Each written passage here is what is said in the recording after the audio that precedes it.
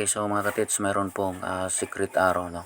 So, ang direksyon na tinuturo ng arrow na ito ay going south. So, di ko na lang po ituturo dito kung saan, no? Para maiwasan din natin yung mga gaya-gaya na decoder. So, ito, south direction. So, ito pong bato na to, ito po yung nabundol sa south direction. So, mayroon naman itong sinasabi itong bato na to. May sinasabi siya na S direction, no? S direction. So, southeast po ang target natin nandoon. Okay, so puntahan natin mga katets.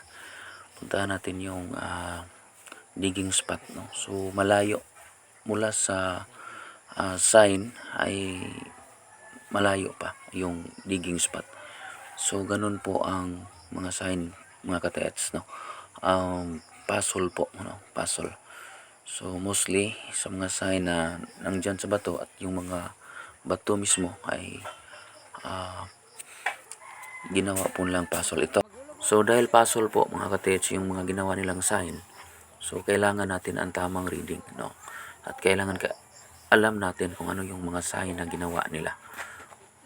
So dito sa kinatayuan namin mga katets, dito po nag-end ang southeast direction na tinuturo sa mga sign, no? So dito po ang digging spot.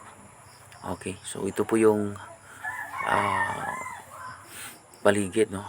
At yung nakikita natin, yan po ang bato na nagsasabi na S at nag-confirm ng southeast, at ang purma niya ay purma ng isang dolphin, ano? Purma ng isang dolphin.